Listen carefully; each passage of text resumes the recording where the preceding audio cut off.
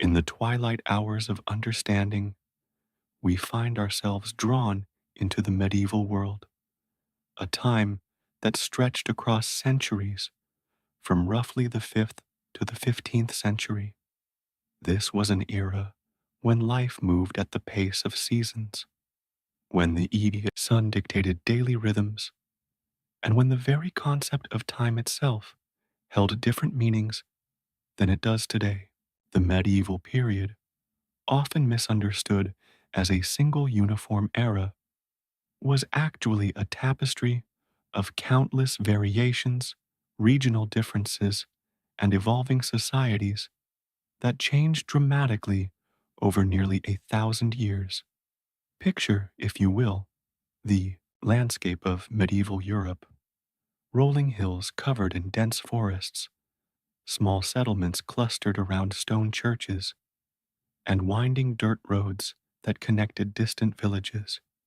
The air was cleaner than anything we might imagine today, filled with the sense of wood smoke, fresh earth, and the changing seasons. In winter, the smell of burning logs mixed with the crisp bite of cold air. In summer, wildflowers and herbs created natural perfumes that drifted across meadows where sheep and cattle grazed peacefully. The social structure of medieval society was complex and multi-layered, far more nuanced than the simple feudal pyramid often depicted in modern textbooks. At the top sat kings and queens, but their power was not absolute in the way we might imagine. Below them were nobles of various ranks, each with their own territories, responsibilities, and complex relationships with both their superiors and inferiors. The landed gentry managed vast estates, while knights served both military and administrative functions. Merchants formed growing middle classes in towns and cities, while craftsmen organized themselves into powerful guilds that controlled trade and maintained quality standards. Life in medieval times was governed by natural rhythms that modern people have largely forgotten. People rose with the dawn and retired not long after sunset, as artificial lighting was expensive and limited. Candles were precious commodities, often made from tallow or beeswax, and oil lamps required careful tending. Most activities centered around daylight hours, creating a society that lived in harmony with seasonal changes. Winter evenings were long and dark, spent gathered around hearth fires, telling stories, mending tools, and engaging in crafts that could be done by firelight. The medieval diet was far more varied than many assume, though it differed greatly by social class and geographic location. Common people ate porridge made from various grains, bread when wheat was available, vegetables from kitchen gardens, and occasional meat from chickens, pigs, or wild game. Nobles enjoyed more elaborate fare, including spiced wines, imported delicacies, and elaborate feast dishes prepared by skilled cooks. Herbs and spices were not just seasonings, but essential medicines, with every household maintaining knowledge of which plants could cure common ailments. Medieval architecture tells stories of both practical needs and spiritual aspirations. Stone castles, with their thick walls and narrow windows, were designed for defense, but also for comfort within those constraints. Great halls served as communal spaces where lords held court, families gathered for meals, and important business was conducted. Smaller chambers provided private spaces for reflection, study, and rest. Churches and cathedrals reached toward heaven with soaring spires and intricate stone carvings that took generations to complete. The role of religion in medieval life cannot be overstated, yet it was far more complex than simple piety. The Church provided not only spiritual guidance, but also education, healthcare, and social services. Monasteries served as centers of learning, preserving ancient texts and developing new knowledge in fields ranging from agriculture to astronomy. Monks and nuns followed strict daily schedules of prayer, work, and study that created structured, contemplative lifestyles focused on spiritual development and service to others. Medieval justice systems were elaborate and varied, differing significantly from modern legal concepts. Local lords held court to settle disputes, while traveling judges brought royal justice to remote areas. The concept of trial by ordeal, though real, was less common than popular culture suggests, and most disputes were settled through negotiation, compensation, and community involvement. Professional law enforcement, as we know it, did not exist, but communities developed effective systems for maintaining order and resolving conflicts. Trade and commerce flourished throughout the medieval period, connecting distant regions through networks of merchants, craftsmen, and travelers.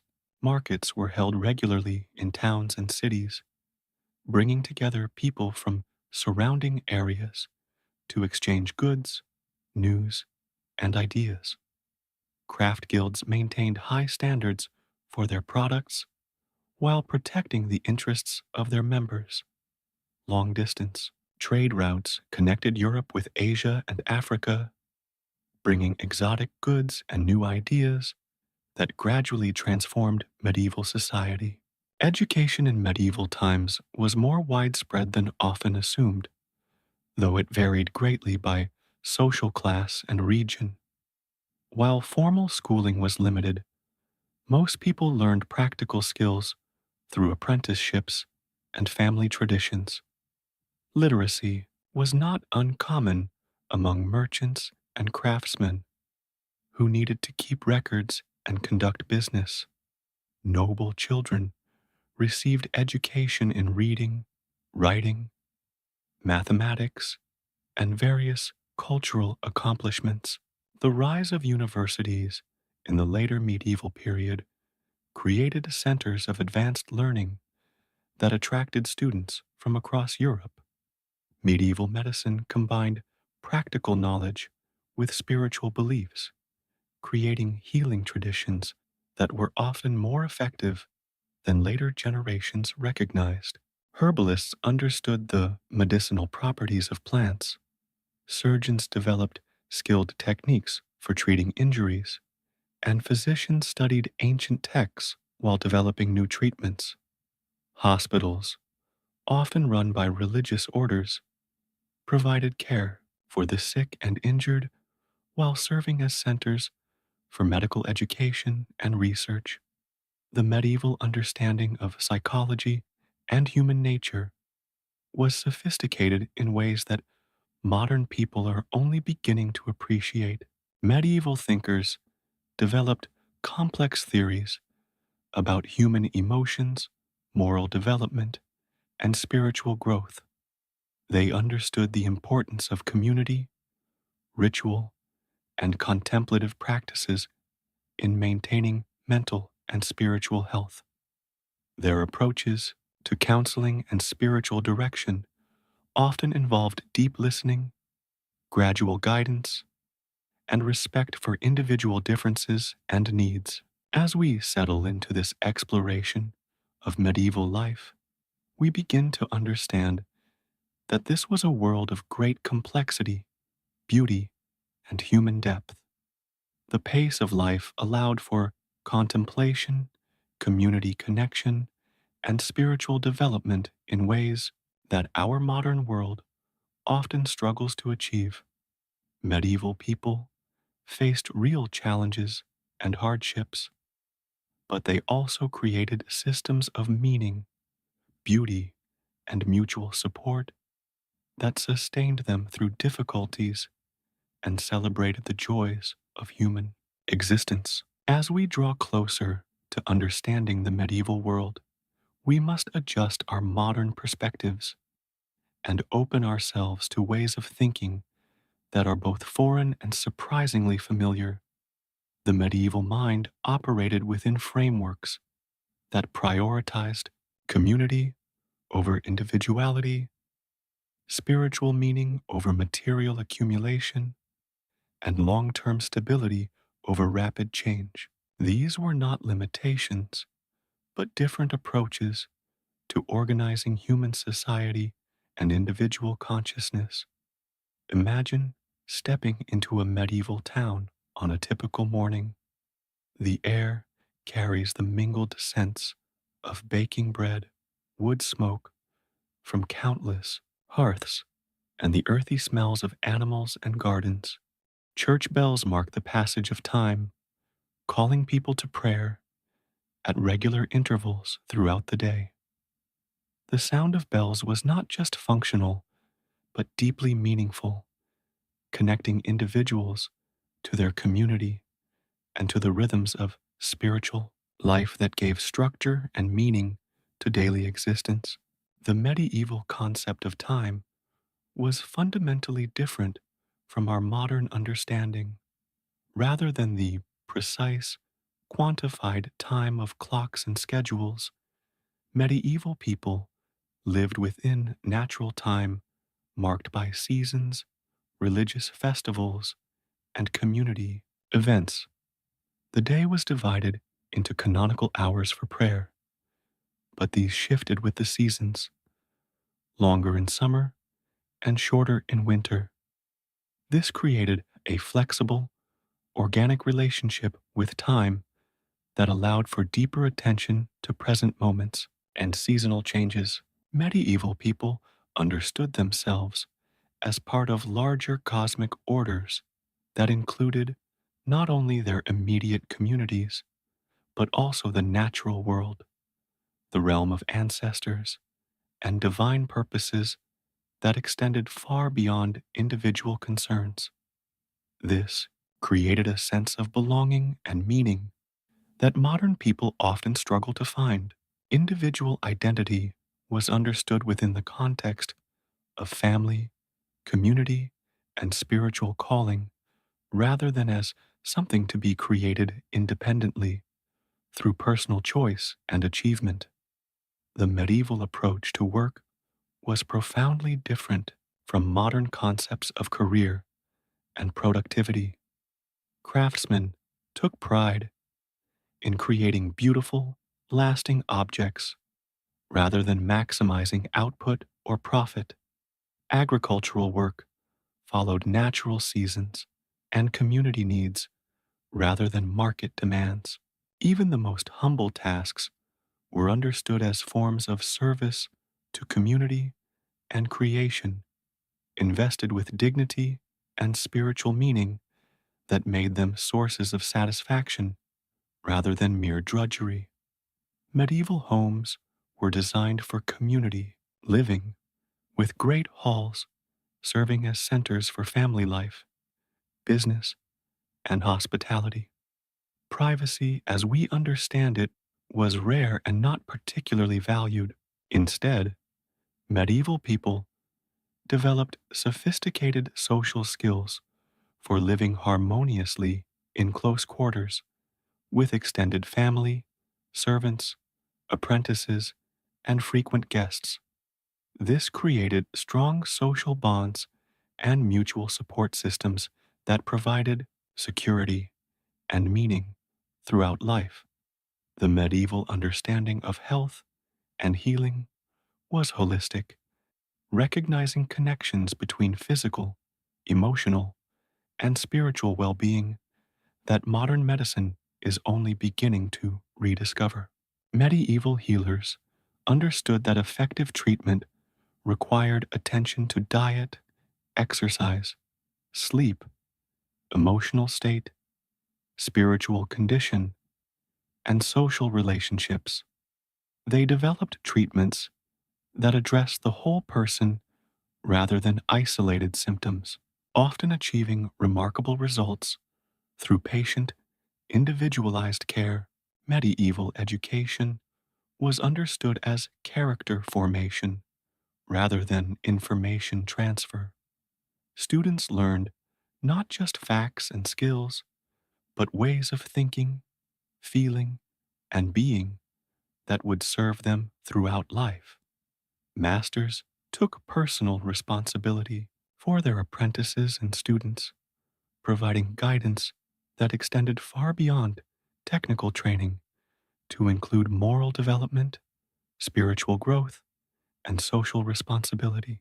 This created deep, lasting relationships that continued throughout life. The medieval approach to conflict resolution emphasized restoration over punishment, seeking to heal relationships and communities rather than simply deterring future problems. When disputes arose, community leaders worked to understand underlying causes and address them through changes that would prevent similar conflicts. Offenders were encouraged to make amends and demonstrate genuine change rather than simply accepting punishment and returning to problematic behaviors. Medieval art and architecture were understood as prayers made visible, creating beauty that served spiritual and community purposes rather than individual expression or commercial success. Craftsmen worked anonymously on projects that might take generations to complete, finding satisfaction in contributing to something larger than themselves. Gothic cathedrals, illuminated manuscripts, and carved altarpieces were created with meticulous attention to detail and symbolic meaning that invited contemplation and spiritual reflection. The medieval understanding of nature was both practical and mystical, recognizing natural cycles and forces as expressions of divine creativity that deserved respect and careful attention. Medieval people developed sophisticated knowledge of weather patterns, plant growth, animal behavior, and seasonal changes that allowed them to live sustainably within natural systems.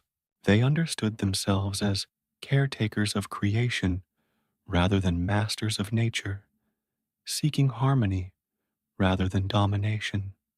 Medieval approaches to spiritual development emphasized gradual growth through daily practices, community support, and patient attention to interior movements of the soul. Rather than seeking dramatic experiences or rapid transformation, medieval people understood spiritual maturity as the fruit of consistent, humble efforts maintained over years and decades.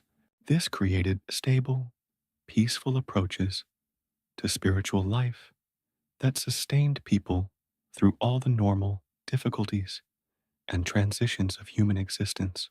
As we continue to approach the medieval mindset, we begin to appreciate the depth and wisdom of ways of life that prioritized meaning over efficiency, community over competition, and spiritual development over material accumulation. These were not naive or primitive approaches, but sophisticated responses to universal human needs that remain relevant today. The medieval world offers us alternative visions of what human life can be when organized around different values and priorities. The transition into medieval consciousness requires patience and openness, allowing ourselves to slow down and appreciate rhythms of life that have been largely forgotten in our modern world. As we prepare to enter more deeply into medieval experience, we open ourselves to ways of being that may heal and restore aspects of human nature that contemporary society often neglects or damages. Now, we find ourselves at the threshold of a particular medieval space, a small stone chamber within the walls of a 13th century castle, designed specifically for contemplation and retreat from the busy activities of daily life. This is not a harsh prison cell, but rather a sanctuary, a sacred space where medieval people came to find peace, reflect on their lives, and connect with deeper sources of meaning and wisdom. The chamber sits within thick stone walls that have absorbed centuries of prayers, meditations, and quiet conversations. These walls, built by skilled masons who understood both structural engineering and the subtle arts of creating peaceful environments, rise around us with a sense of ancient stability and protection. The stones themselves tell stories of the earth from which they came, quarried from local hills where they had rested for millennia before being shaped by human hands into this shelter for human souls. As we approach the heavy wooden door, we notice its construction of oak timbers, bound with iron, weathered by age, but still solid and secure. The wood has darkened over the centuries, acquiring a patina that speaks of countless hands that have touched this threshold, countless souls who have sought the peace that lies beyond. The iron hinges, forged by medieval blacksmiths, still turn smoothly, testament to the craftsmanship of artisans who built things to last for generations. The key that opens this door is heavy in our hands. It's iron cold, but somehow comforting, a tangible connection to all those who have used this space before us. As we turn the key and hear the ancient lock mechanism respond, we are participating in a ritual that connects us across centuries to seekers who have found solace and wisdom within these walls. The door swings open with a slight creak that seems to welcome us into a space set apart from worldly concerns and temporal anxieties. Stepping across the threshold, we immediately notice the quality of silence that fills this space. It is not the empty silence of an abandoned place, but rather the full, rich silence of a space that has been loved and used for contemplation. The thick stone walls create an acoustic environment that muffles external sounds while somehow amplifying the subtle sounds of our own breathing, heartbeat, and inner awareness. This is a silence that invites us to listen more deeply, not just with our ears, but with our whole being. The chamber is illuminated by natural light filtering through a small window set high in the stone wall. This window, with its deep embrasure and simple glass, creates a soft, even light that changes throughout the day as the sun travels across the sky. In the morning, the light is fresh and clear, carrying hints of dawn colors. By afternoon, it has mellowed into warm, golden tones that seem to bless everything they touch.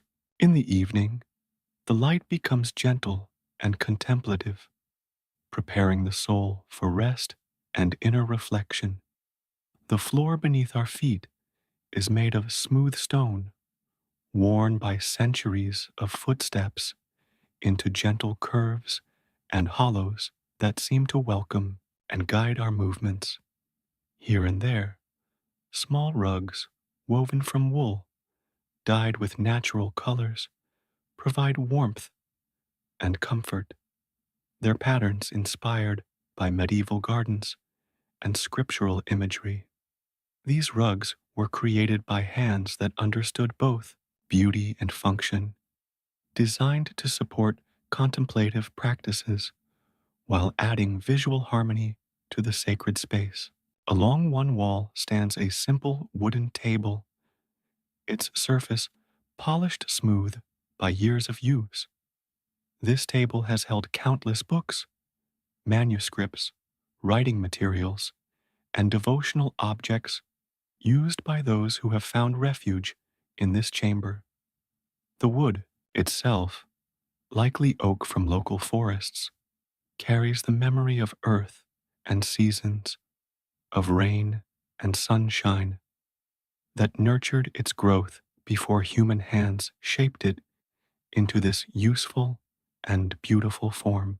Upon the table sits a pewter candlestick, its metal dulled to a soft sheen that reflects light gently without harsh glare. Beside the table stands a wooden chair, its design simple but elegant, crafted for comfort during long periods of reading, writing, or meditation. The chair's proportions reflect medieval understanding of human anatomy and the needs of contemplative practice, providing support while allowing freedom of movement and natural posture. Its wooden arms show the gentle wear patterns of countless hands, testimony to the many souls who have found rest and renewal in this sacred space. Against the opposite wall, a narrow bed provides a place for rest and dreams. The bed frame is made of sturdy oak, supporting a mattress filled with wool and straw, covered with linen sheets, woven by skilled hands, and wool blankets dyed with natural colors. This is not luxury in the modern sense, but rather comfort designed to support the body while keeping focus on spiritual rather than material concerns.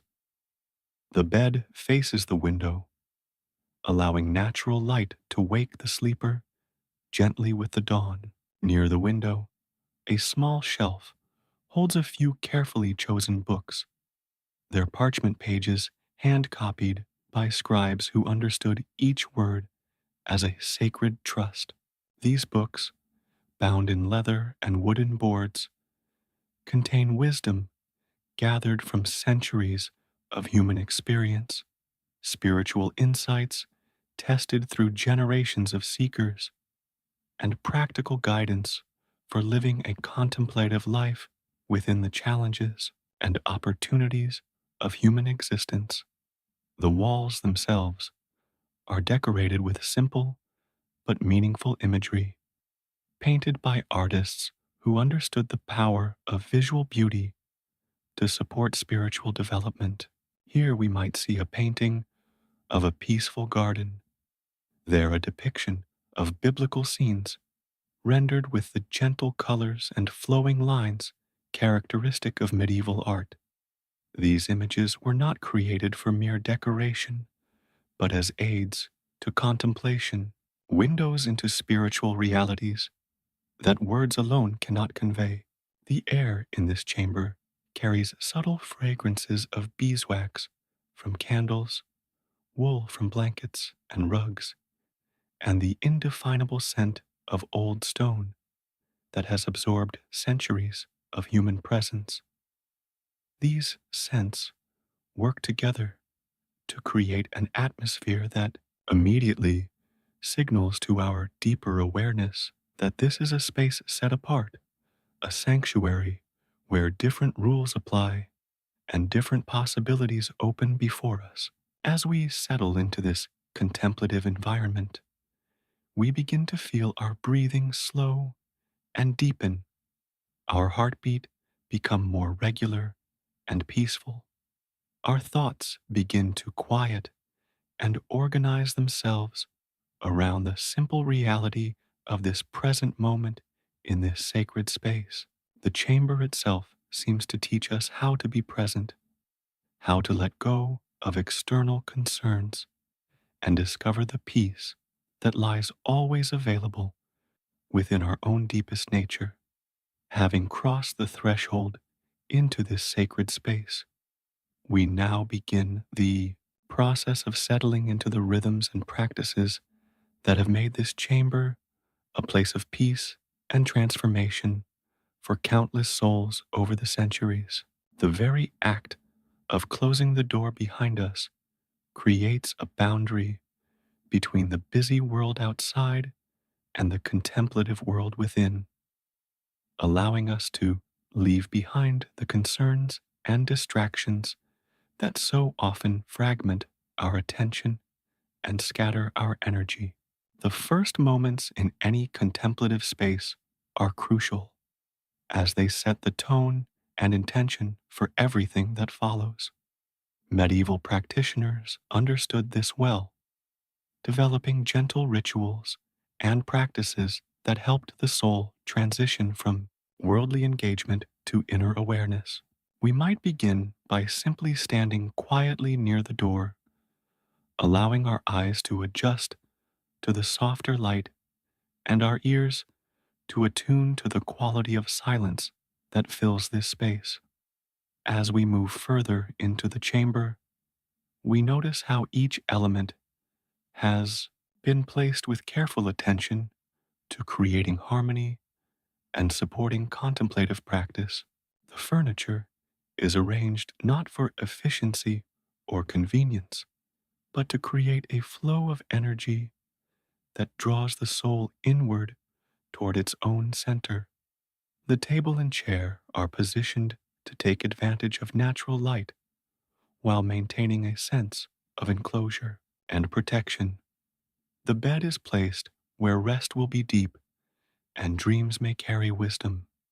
Taking a seat in the wooden chair, we immediately feel how its proportions support a posture that is both relaxed and alert, comfortable enough for long periods of contemplation, yet structured enough to maintain awareness and attention. Medieval craftsmen understood that physical comfort serves spiritual purposes, that the body must be at peace for the soul to do its deeper work.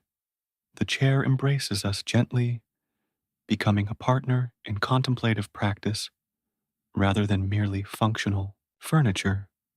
From this seated position, we have a clear view through the small window where we can observe the slow changes of natural light throughout the day and the gradual movements of clouds across the sky. Medieval contemplatives understood that observing natural cycles helped attune the soul to deeper rhythms that govern both outer and inner life. The window becomes not just a source of light, but a teacher, showing us how to flow with natural changes rather than resisting or ignoring them. The medieval approach to contemplative practice emphasized gentleness and patience, understanding that spiritual development unfolds gradually through consistent, humble efforts rather than through dramatic techniques or intense experiences. Sitting in this ancient chair, we begin to appreciate the wisdom of this approach, feeling how the simple act of being present in a sacred space gradually works its transformative influence on consciousness. The books on the nearby shelf invite us to participate in conversations that have continued across centuries, connecting us with the wisdom of medieval mystics, philosophers, and spiritual teachers who understood the art of living contemplatively within the ordinary circumstances of human life. These texts were not written as abstract theories, but as practical guides based on direct experience of contemplative transformation. Medieval readers approached books differently than we do today, understanding reading as a form of spiritual practice that engaged not just the intellect, but the whole person. They read slowly, allowing words to penetrate deeply into consciousness, often memorizing passages that could be recalled and pondered throughout the day. Reading became a form of prayer, a conversation with wisdom that continued long after the book was closed. The pewter candlestick on the table reminds us that medieval contemplatives often continued their practices into the evening hours, when artificial light created intimate spaces for reading, writing, and meditation. The gentle flicker of candlelight provided not just illumination, but a focal point for contemplative attention, a living symbol of the inner light that contemplative practice seeks to kindle and nurture within the soul.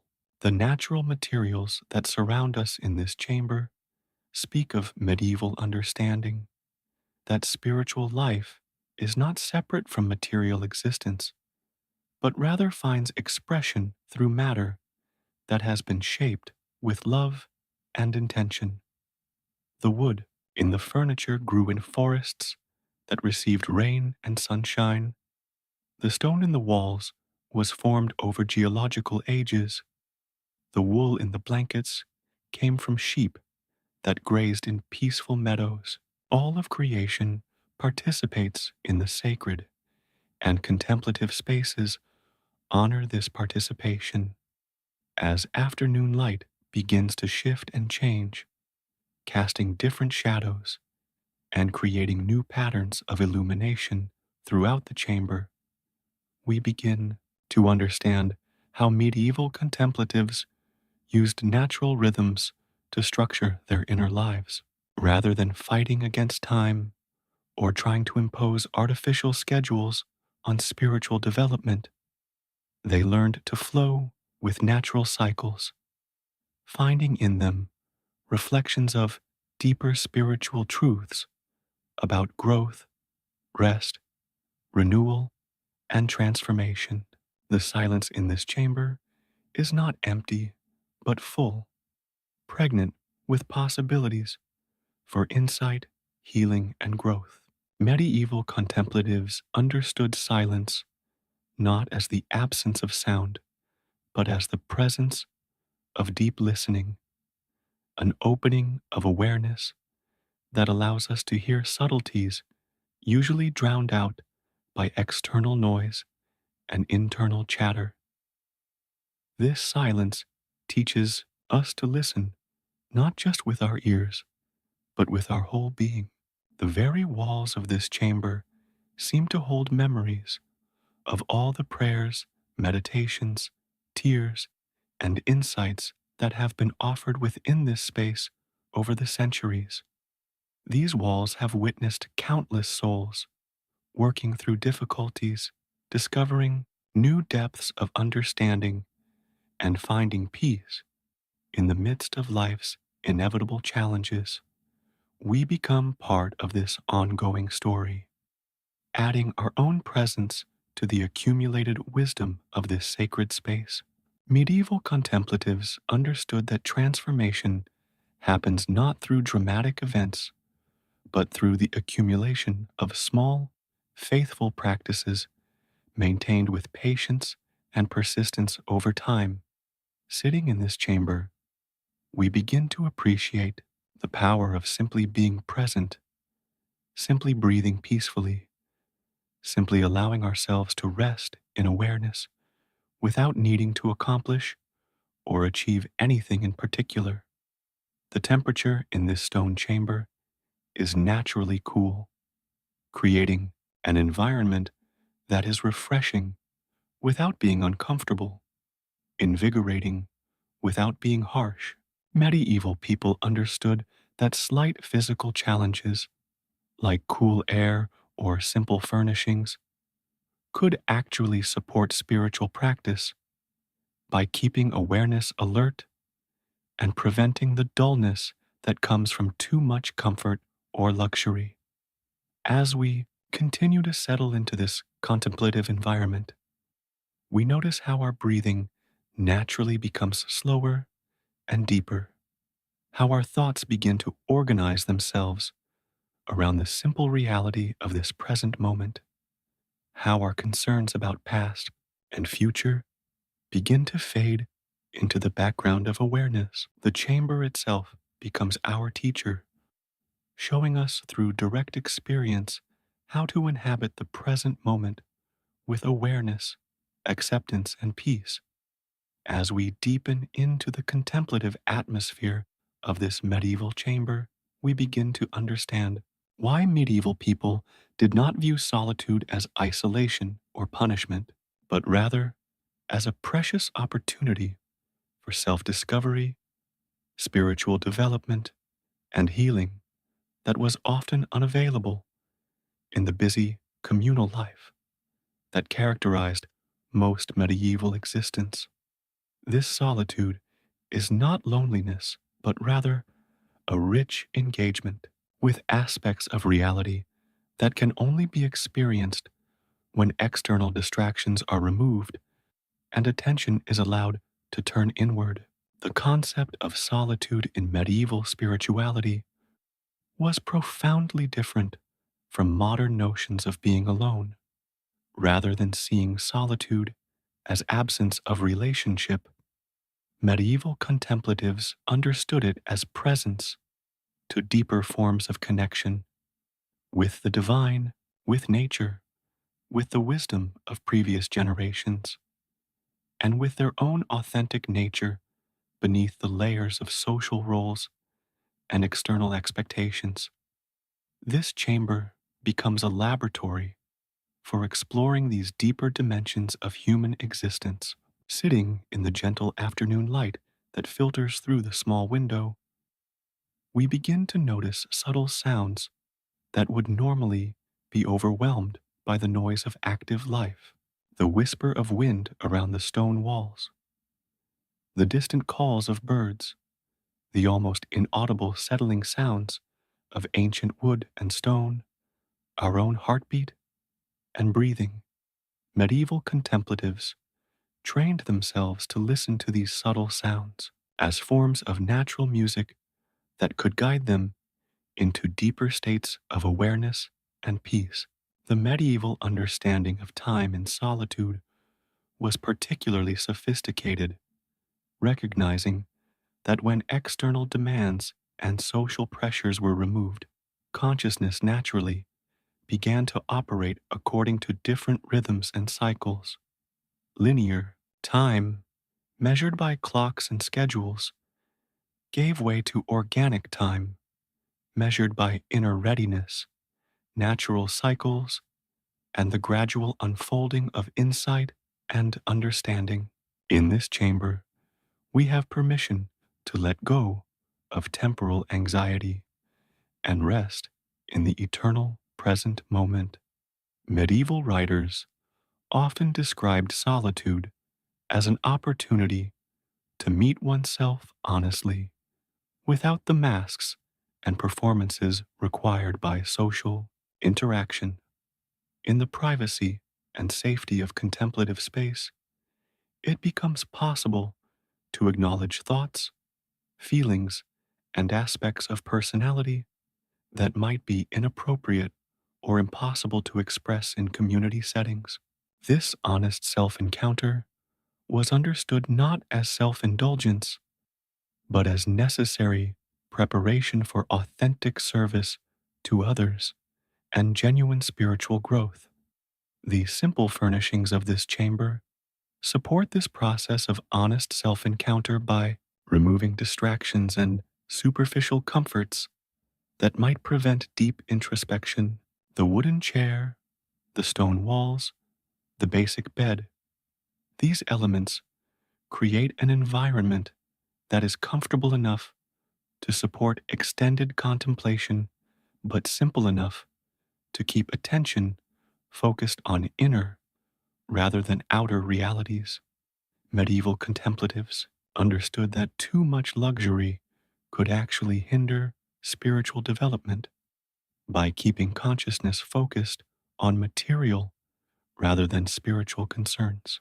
As we sit in this ancient chair, we might notice how our body gradually relaxes and settles into natural alignment, released from the tensions and postures required by social interaction and worldly activity. Medieval understanding of embodied spirituality recognized that the body has its own wisdom and intelligence that can guide us toward health and peace when given opportunity to express itself naturally, free from external pressures and expectations. The afternoon light continues to shift and change, creating a gentle teacher that shows us how to flow with natural transitions rather than resisting or ignoring them. Medieval contemplatives spent considerable time observing these natural changes, understanding them as reflections of deeper spiritual truths about impermanence, renewal, and the underlying patterns that govern both outer and inner life. The changing light becomes a scripture written in the language of creation itself.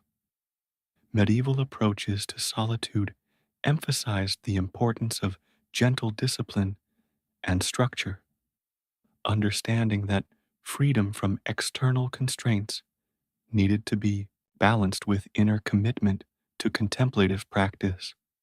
Without some form of structure, solitude could become mere daydreaming or worry rather than genuine contemplative engagement. The regularity of prayer times, the rhythm of reading and reflection, the simple routines of daily maintenance, these provided framework within which deeper spiritual work could unfold.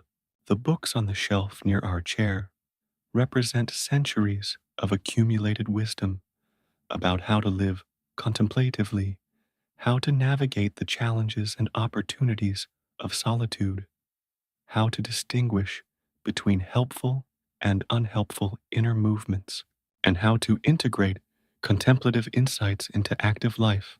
Medieval contemplatives were part of a living tradition that provided guidance and support even in solitude, connecting individual experience with tested wisdom and proven practices.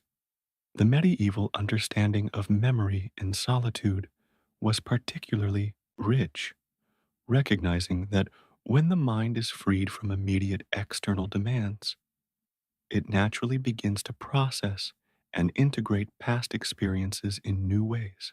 Old memories might surface for healing and resolution. Insights from previous reading or conversations might suddenly become clear and applicable, and patterns in personal experience might become visible that were hidden during periods of active engagement with worldly affairs. The walls of this chamber, with their simple painted imagery, provide gentle focal points for contemplative attention without overwhelming consciousness with complex or dramatic content. Medieval artists understood that contemplative art should support rather than distract from inner work, offering beauty and meaning that draws the soul deeper rather than scattering attention across multiple competing impressions. These images become companions in solitude, friendly presences that support contemplative practice. As afternoon gradually transitions toward evening, we begin to understand how medieval contemplatives used natural cycles to structure contemplative time, allowing external rhythms to guide inner attention rather than imposing artificial schedules on spiritual development. The gradual changes in light and shadow, the subtle shifts in temperature and sound, the natural progression from active to receptive awareness, all of these become teachers and guides in the art of contemplative living. The stone floor beneath our feet connects us with the earth itself, reminding us that even in solitude, we remain part of the larger web of creation. supported by forces and cycles that extend far beyond individual consciousness. Medieval contemplatives understood themselves as participants in cosmic processes that included not only human community, but also the natural world, the realm of spiritual realities, and the creative forces that sustain all existence. In this deepening solitude, we begin to discover that aloneness and connection are not opposites, but rather different aspects of the same spiritual reality. As external relationships recede into the background of awareness, deeper forms of relationship become available.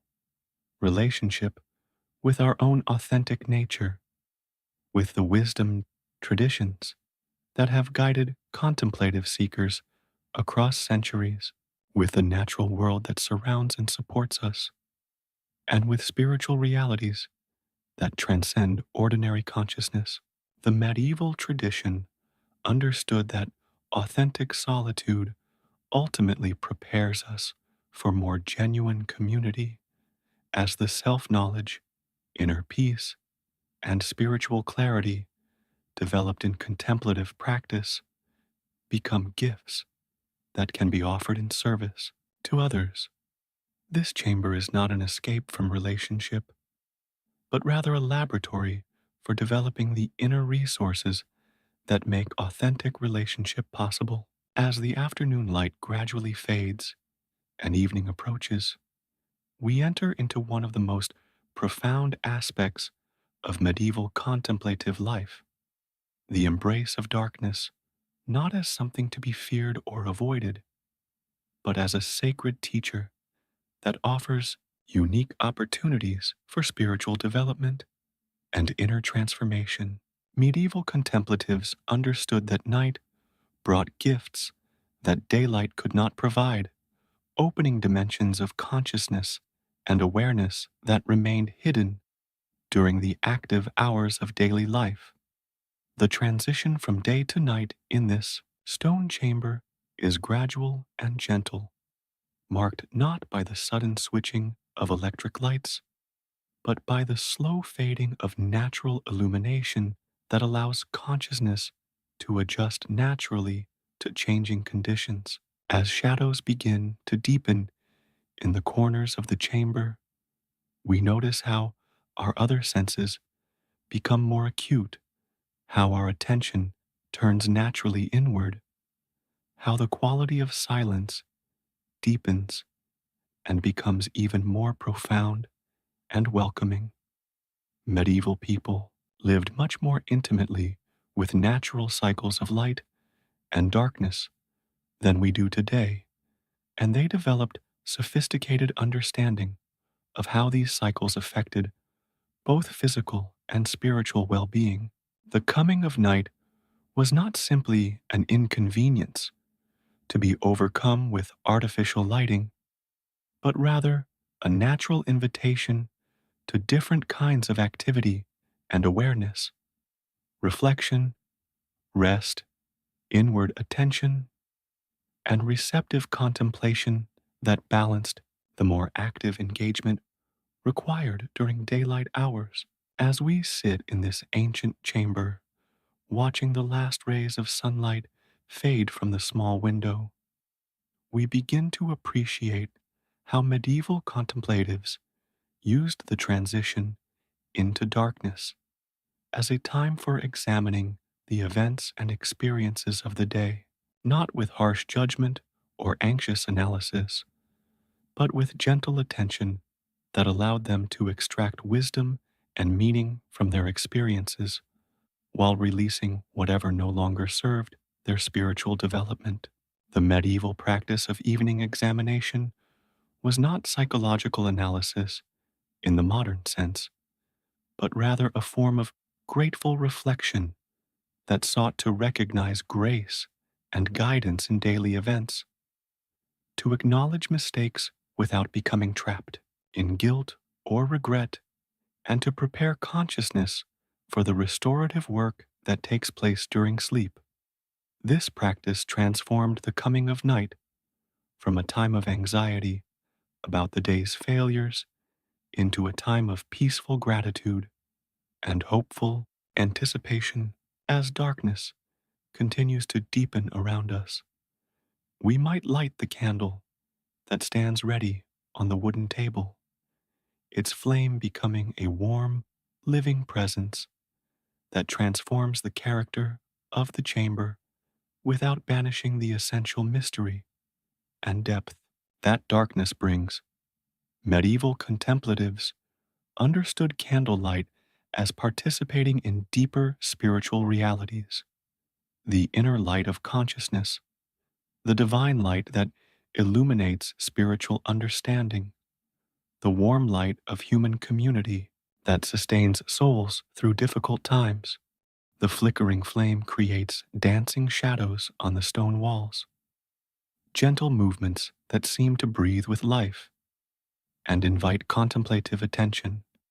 Medieval contemplatives often used candlelight as a focus for meditation, understanding the flame as a symbol of the soul's aspiration toward divine light, the burning away of what is false or unnecessary, and the steady presence of hope that remains even in the darkest circumstances. The candle becomes a teacher, showing us how to burn steadily and brightly while remaining peaceful and centered.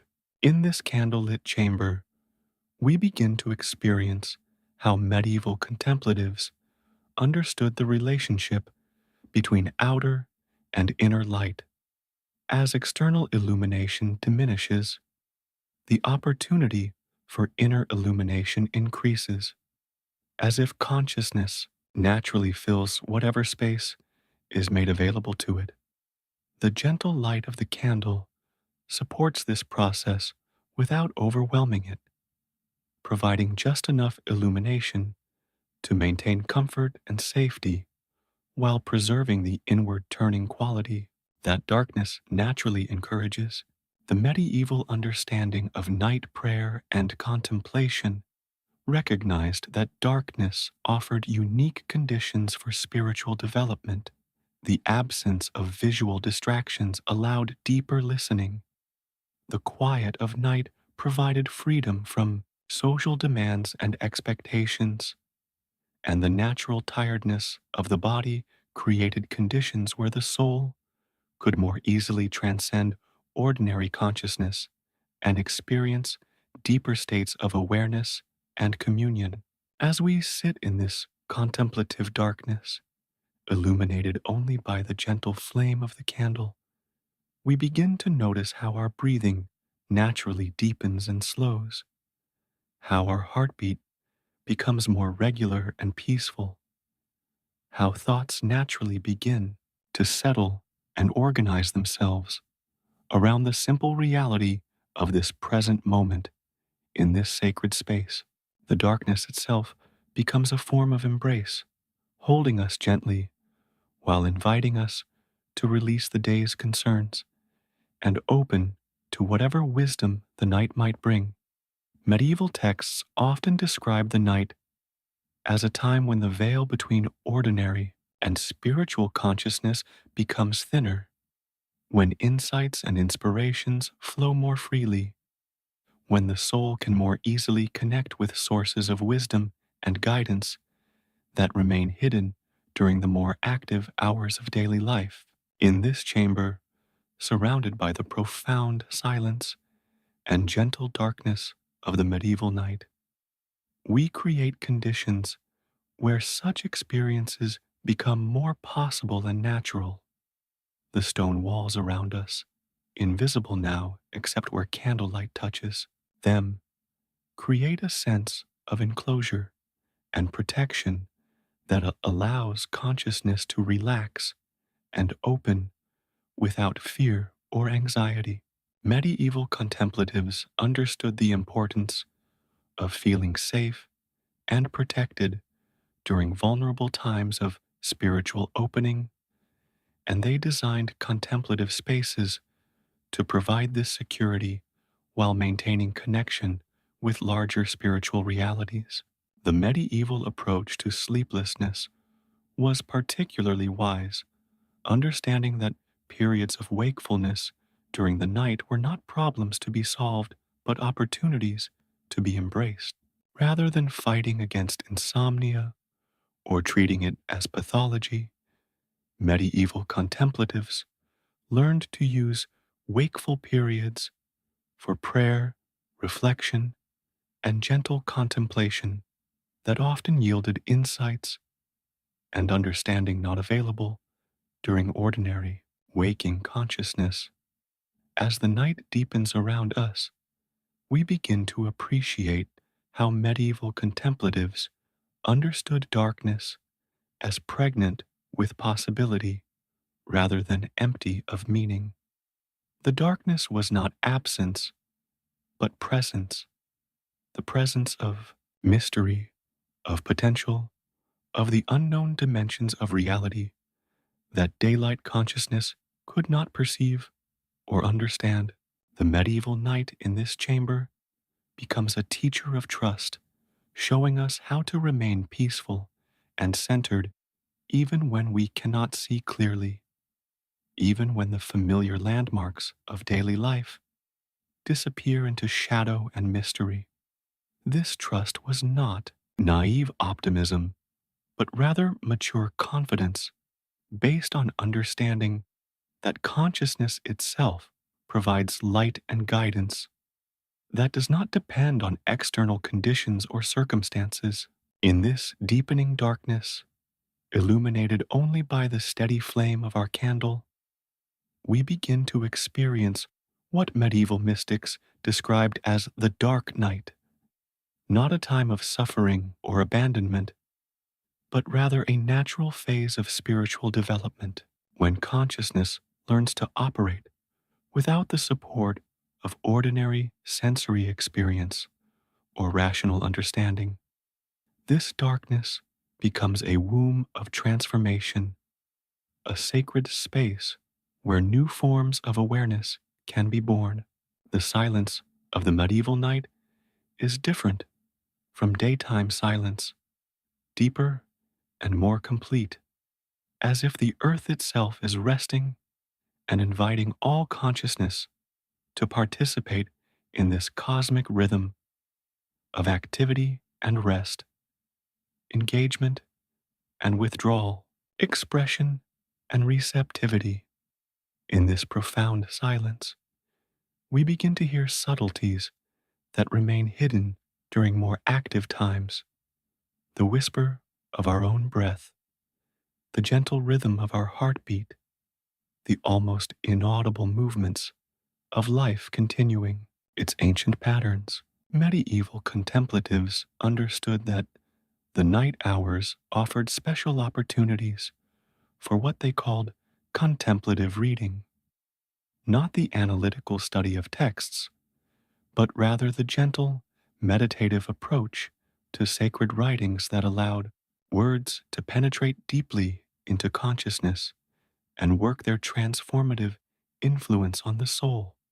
In the soft light of candle flame, words seem to glow with inner meaning, revealing layers of significance not visible in ordinary daylight reading.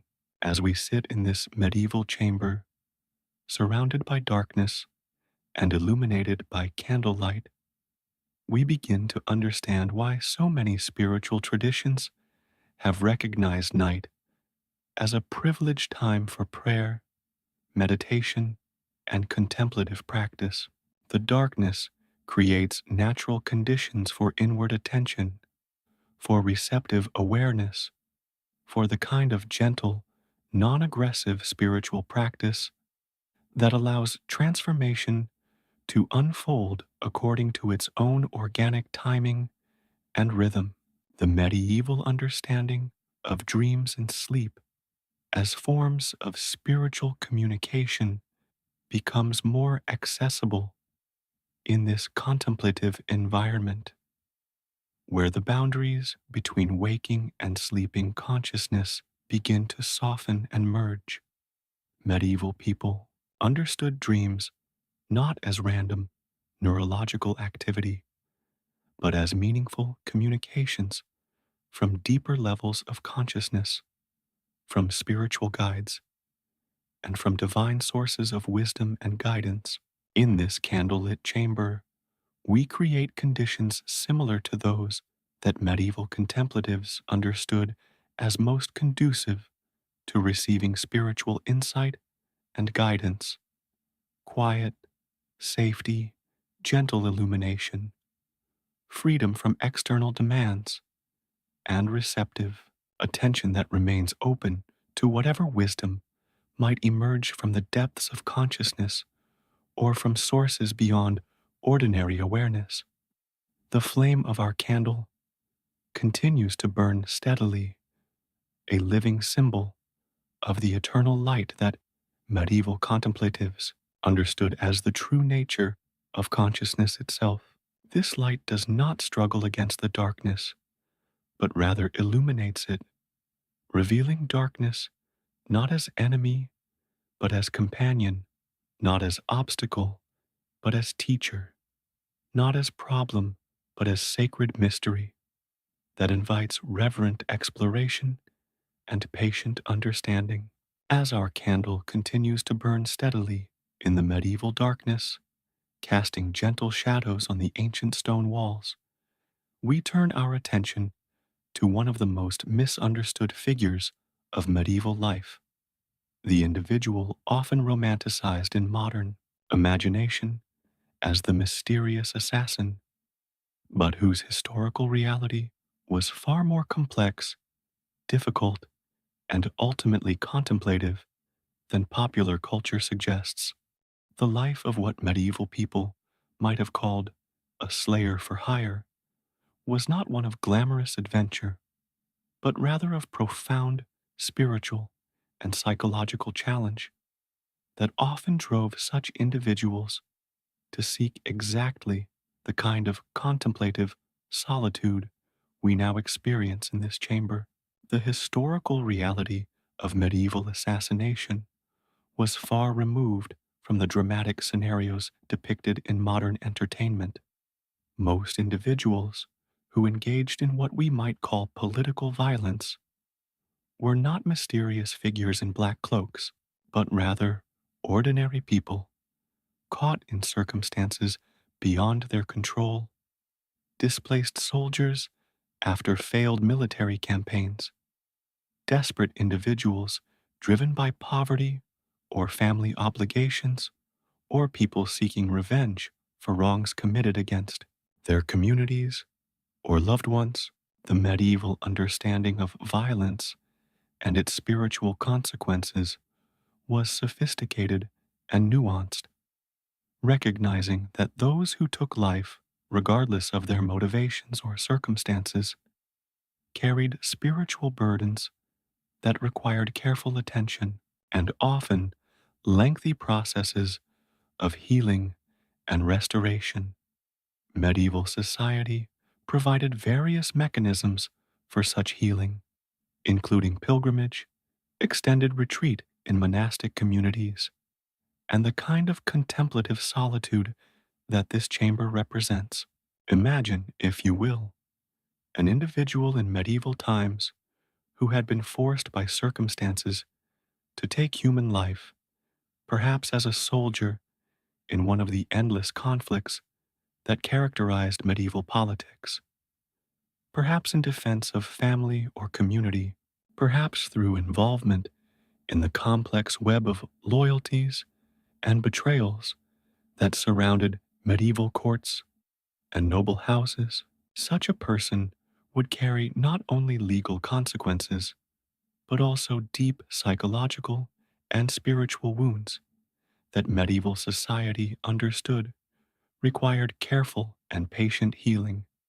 The medieval church and broader society recognized that individuals who had committed acts of violence, regardless of the circumstances, needed opportunities for penance, reflection, and spiritual restoration that went far beyond simple legal punishment.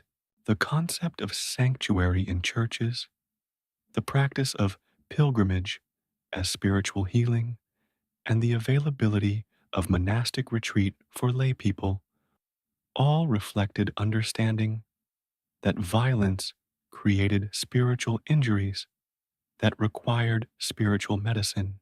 In this candlelit chamber, we can imagine such an individual seeking the kind of peace and restoration that medieval contemplative practice offered to troubled souls.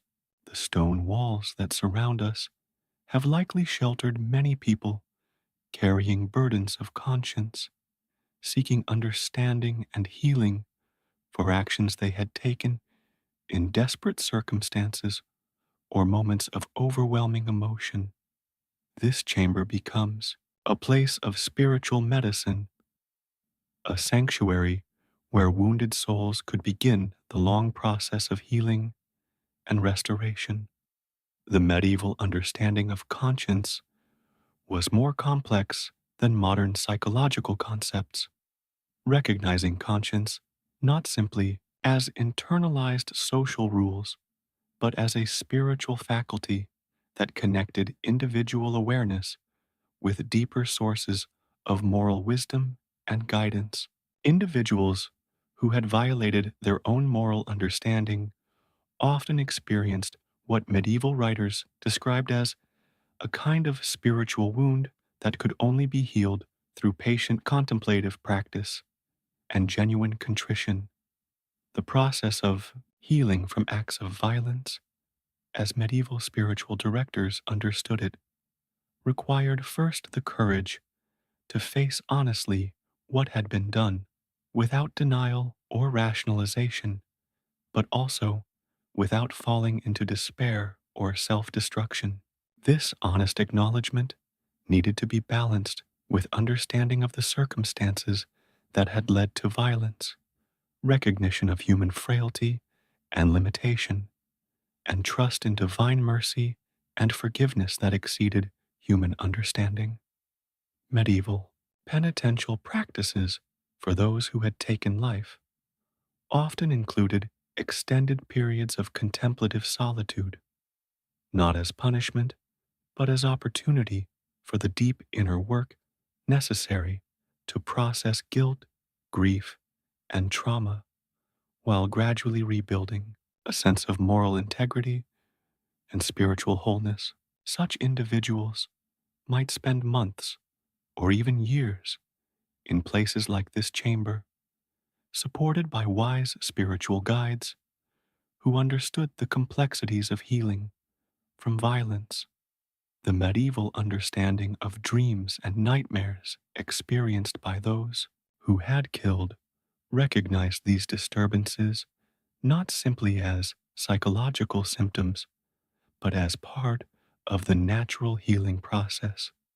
Ways that consciousness worked to integrate traumatic experiences and restore inner harmony.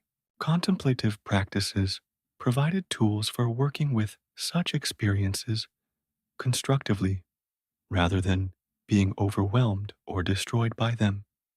In this gentle candlelight, surrounded by the profound silence of medieval night, we can imagine how an individual carrying the burden of having taken life might gradually find peace through patient contemplative practice.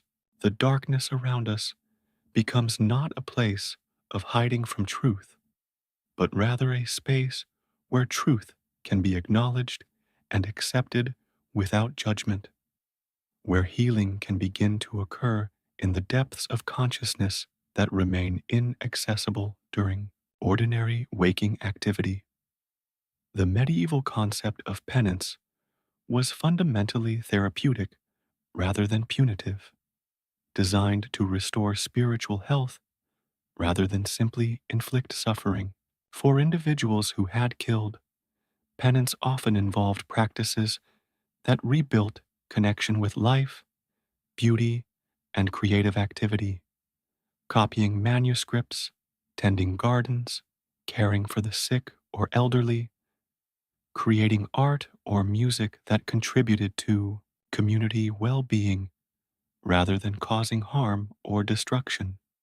The contemplative practices that developed in chambers like this one often included meditation on the interconnectedness of all life, the preciousness of human existence, and the tragic consequences of violence, even when undertaken with good intentions or in desperate circumstances.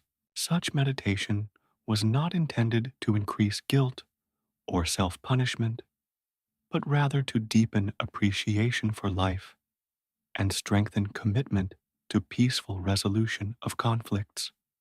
Medieval spiritual directors who worked with individuals healing from acts of violence understood that such healing required not only solitary contemplation, but also eventual reintegration into community life through service and constructive activity.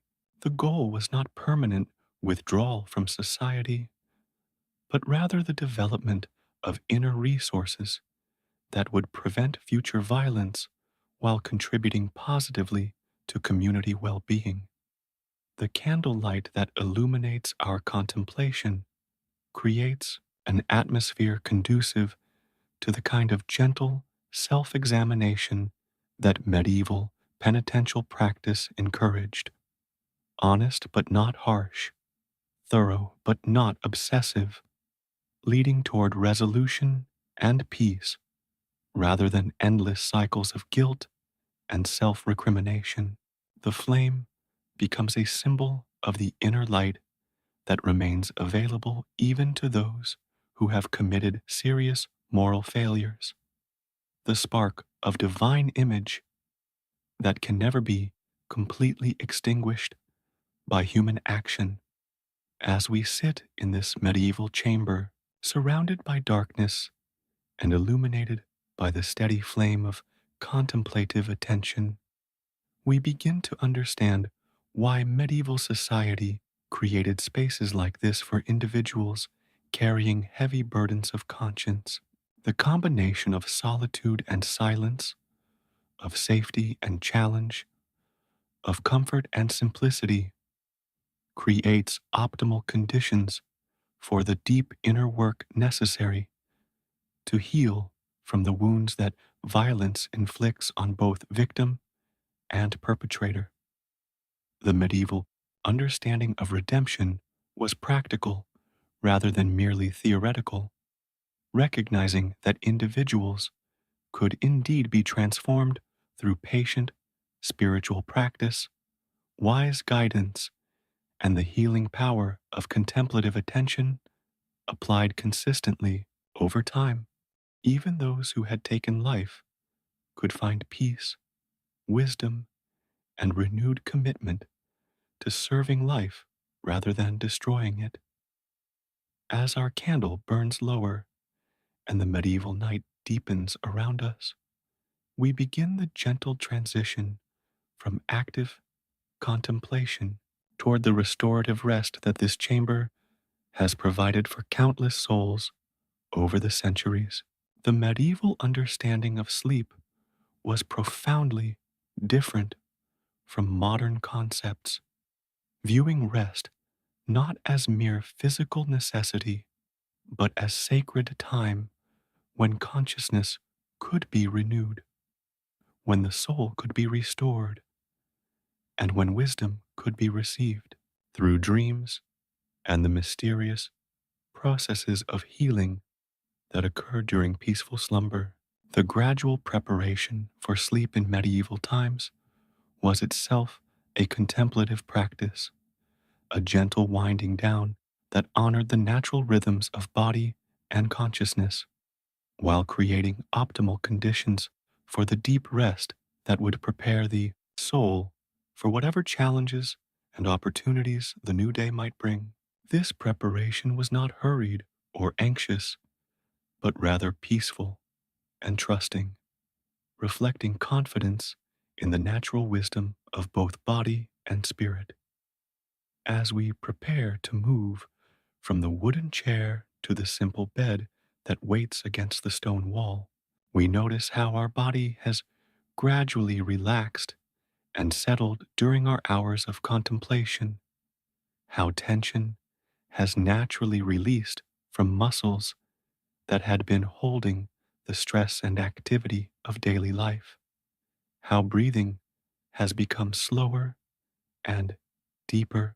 How heartbeat has found its natural, peaceful rhythm that supports rest rather than activity.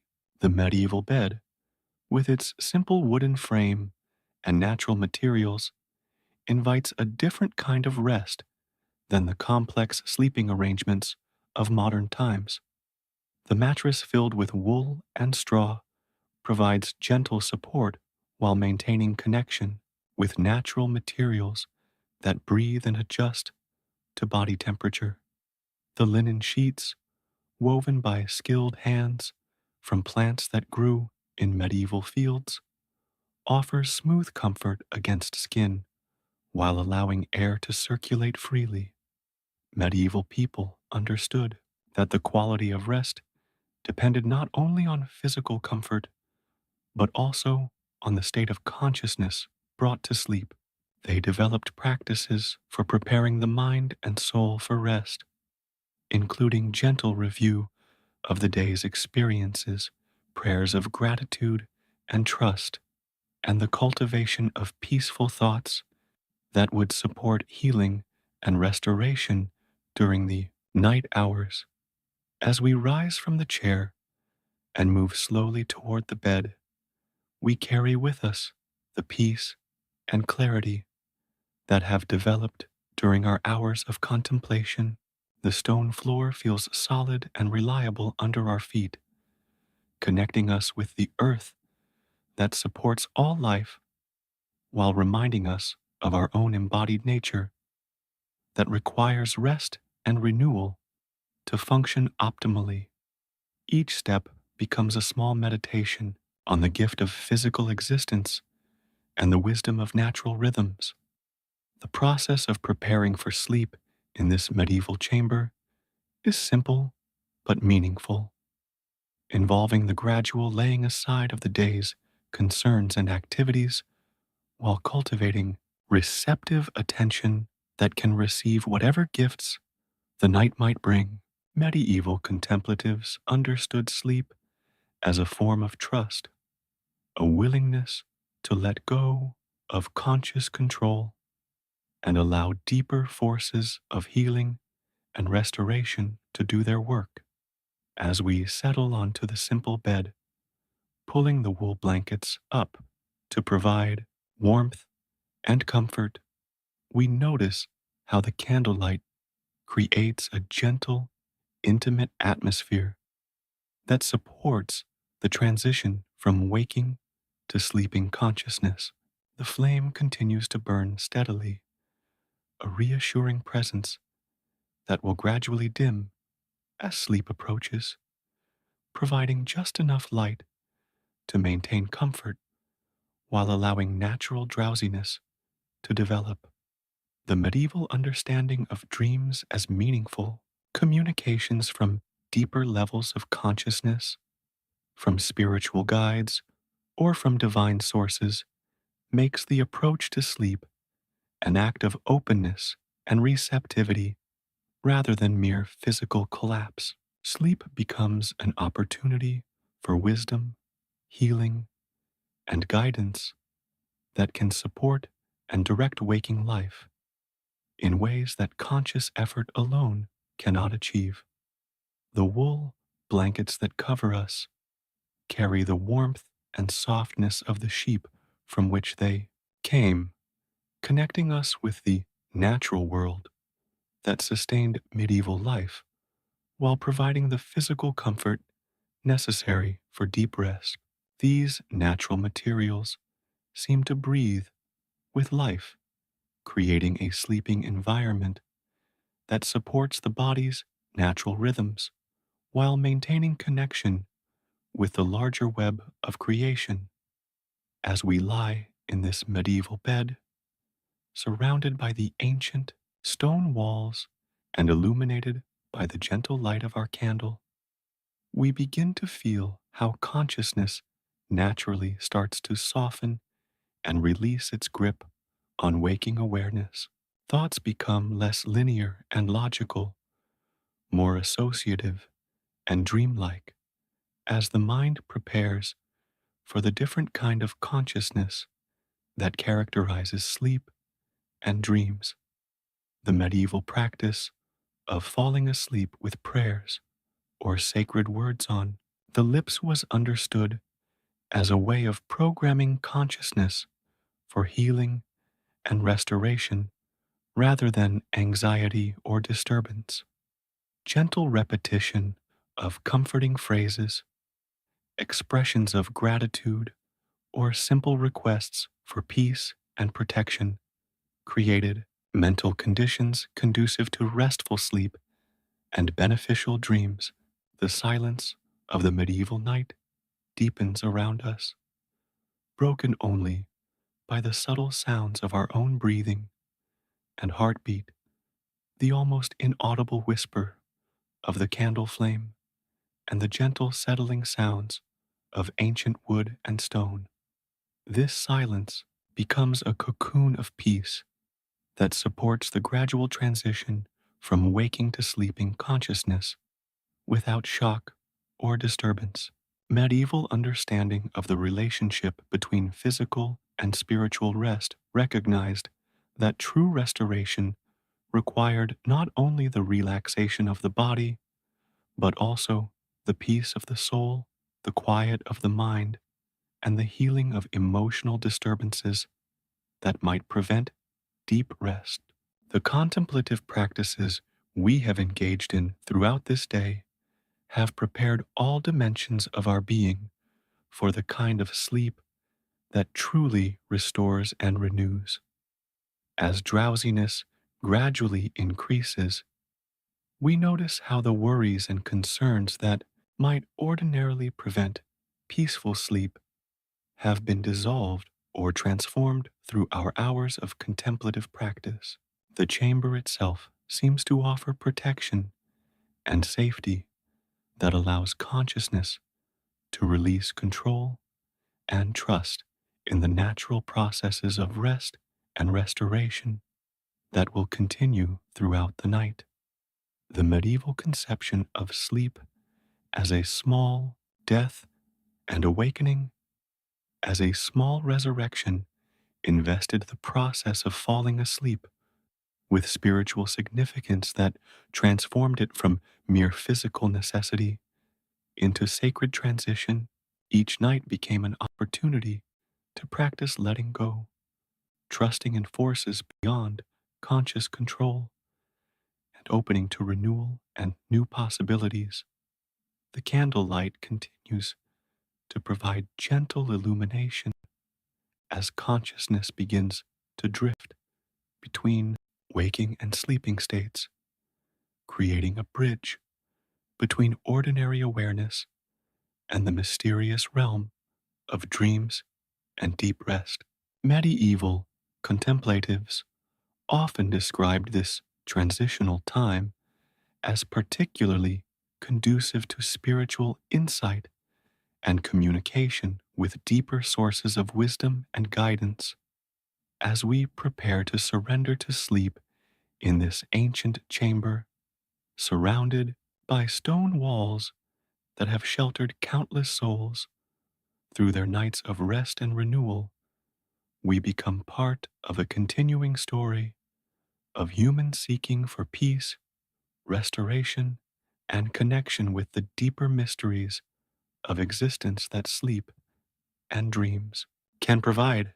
As our candle flame grows smaller and gentler, casting increasingly soft shadows on the ancient stone walls, we enter the most sacred portion of our medieval contemplative journey, the gradual surrender to sleep that medieval people understood, not as unconsciousness, but as a different form of consciousness, a realm where the soul could travel to places unavailable during waking hours and receive wisdom, healing, and guidance from sources beyond ordinary awareness.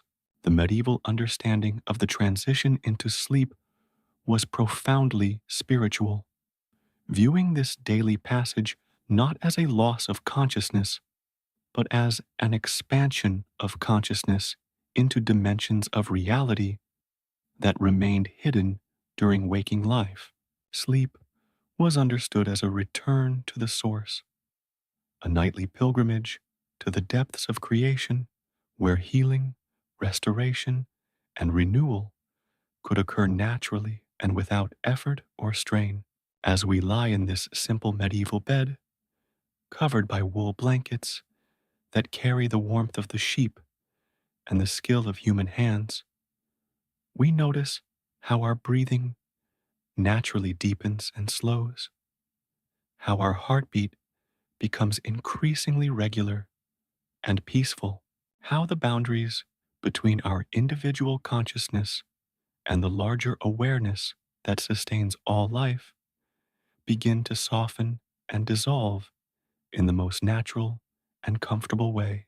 The stone walls that surround us seem to pulse gently with the accumulated peace of centuries, as if all the restful sleep that has occurred within this chamber has somehow been absorbed into the very stones, creating an atmosphere of profound safety and tranquility that supports our own journey into the mysterious realm of sleep and dreams. We become part of this continuing story of rest and renewal that connects us with countless souls who have found peace within these walls. Medieval people understood dreams as meaningful communications that could provide guidance for daily life, healing for emotional and spiritual wounds, and connection with loved ones who had died, with spiritual guides and with divine sources of wisdom and love. The approach to sleep was therefore one of openness and receptivity, preparing consciousness to receive whatever gifts the night might bring while trusting in the fundamental goodness and wisdom of the forces that govern sleep and dreams. As consciousness begins to drift and flow like a gentle river moving toward the sea, we notice how the concerns and anxieties that might ordinarily prevent peaceful sleep have been dissolved through our hours of contemplative practice. The medieval understanding of confession and spiritual cleansing prepared the soul for sleep by releasing whatever burdens might disturb rest or create nightmares and disturbance. The candlelight continues to provide gentle illumination, but now it seems to come from within as much as from without, as if the flame has taught our own consciousness how to maintain its own gentle light, even as external awareness begins to fade. Medieval mystics often described this inner light as the true illumination that guides the soul through all transitions, including the nightly passage from waking to sleeping consciousness. The medieval practice of falling asleep with prayers or sacred phrases creates a gentle current of meaning that can guide consciousness through the transition into sleep while programming the mind for peaceful, healing dreams. These words become like gentle boats that carry awareness safely across the waters between waking and sleeping, ensuring that the journey occurs in harmony with spiritual purposes and divine protection. As our body continues to relax and settle into the natural rhythms of approaching sleep, we notice how the simple materials of this medieval bed, the wooden frame, the wool mattress, the linen sheets, seem to embrace and support us with the accumulated wisdom of generations who have understood sleep as a sacred activity that deserves reverence, preparation, and grateful acceptance. The silence of the deep medieval night wraps around us like a gentle cloak, providing protection and privacy for the intimate process of surrendering conscious control and opening to the mysterious work of restoration and renewal that occurs during sleep. This silence is not empty but full, pregnant with possibilities for healing, insight, and communion with sources of wisdom that transcend ordinary, rational understanding. Medieval understanding of the soul's journey during sleep included the belief that consciousness could travel to distant places, communicate with departed loved ones, receive visions of future possibilities, and experience healing and teaching that would support and guide waking life. Sleep became a time of pilgrimage and adventure rather than mere unconscious rest, adding richness and meaning to what modern people often view as empty time. As the boundaries between waking and sleeping consciousness continue to soften and blur, we begin to experience what medieval mystics described as the sleep of the just, not merely the absence of disturbance, but the presence of deep peace that comes from alignment with natural rhythms, spiritual purposes, and divine will. This sleep becomes a form of prayer, a wordless communion with the source of all peace and restoration.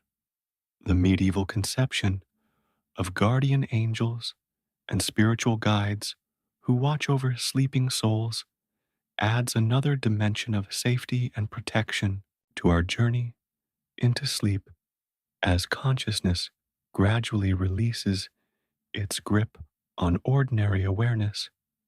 We trust in the presence of loving forces that will guide and protect us through the mysterious territories of sleep and dreams, ensuring that we receive what we need for healing and renewal.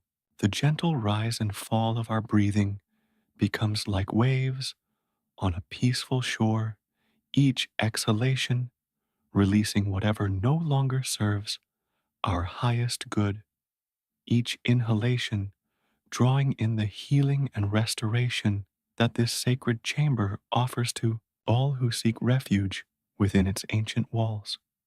Breathing becomes a bridge between conscious prayer and unconscious reception of grace and blessing. As our candle flame grows smaller and softer, eventually preparing to extinguish itself naturally, we understand that we are not losing light, but rather allowing consciousness to discover its own inner illumination that needs no external fuel to continue burning. Medieval contemplatives understood this inner light as inextinguishable, available to guide and protect consciousness through all experiences, whether waking or sleeping. The medieval understanding of death as the final sleep and sleep as a nightly death removes fear from both experiences, transforming them into natural transitions that can be approached with trust, curiosity, and even anticipation rather than anxiety or resistance. Each night's sleep becomes practice for the ultimate surrender that awaits all souls, preparation for the final journey that leads to eternal rest and perfect peace. As consciousness continues its gentle drift toward complete surrender to sleep, we carry with us all the peace, wisdom, and healing that have accumulated during our contemplative journey through this medieval chamber. The insights gained, the fears released, the trust developed, and the peace discovered become treasures that will continue to bless and support us, not only through this night's rest, but through all the days and nights that follow. The ancient stones that surround us seem to whisper blessings and benedictions, sharing the accumulated wisdom of centuries while welcoming us into the timeless community of souls who have found rest, healing, and renewal within this sacred space.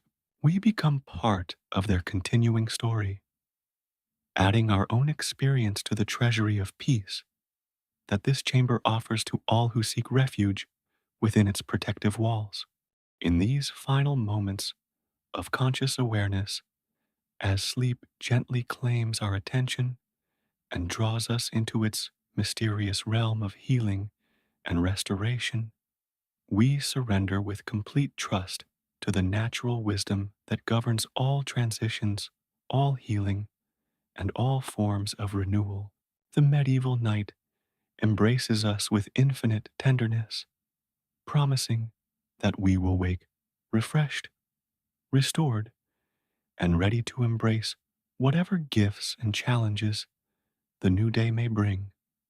And so we sleep, surrounded by ancient stone and protected by centuries of accumulated prayer, carried by natural rhythms into the sacred realm where souls are healed, wisdom is received, and peace is restored to all who trust in the fundamental goodness of the forces that sustain and renew all life, all consciousness, and all hope for restoration and renewal in this beautiful, challenging, and ultimately sacred world.